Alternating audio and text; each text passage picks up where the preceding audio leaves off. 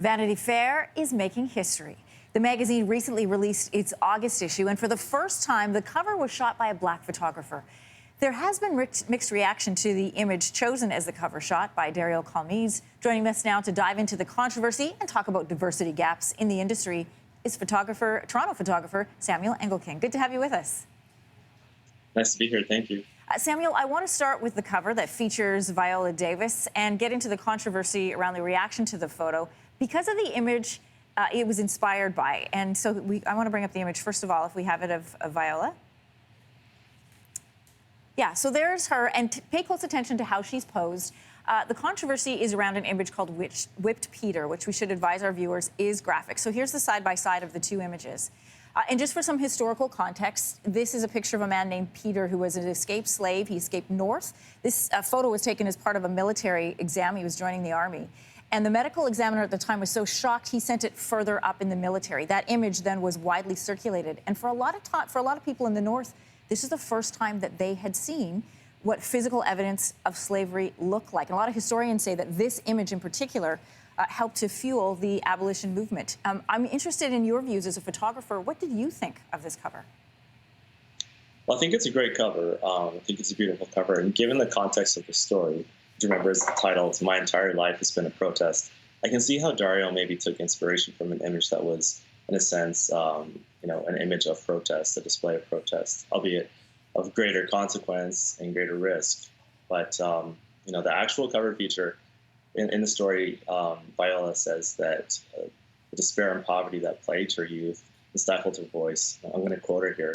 She says, "The dark-skinned black woman's voice is so steeped in slavery and our history.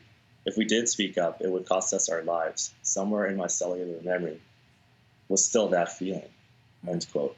So in that regards, I really think that this inspiration is spot on. How does being black inform the type of photos you take, and in particular, the way that you shoot your subjects? Well, I think it definitely makes me more conscious of the way I light for darker skin tones, especially like in my portrait work. If you've ever photographed someone with fair skin and you bring that same approach to shooting and editing a person of color, especially with darker skin, it's definitely going to fall short of what it should be. I mean, the Annie Leibovitz cover of Simone Biles is a great case in point, and there's a lot of controversy around that cover as well. And I think it also makes me acutely aware of not lightening darker skin tones and getting skin color to look accurate, especially in post-production, which is often an issue for people of color. So, I think it definitely just helps inform the way I approach my lighting. What direction would you like to see the photography industry go from this point on?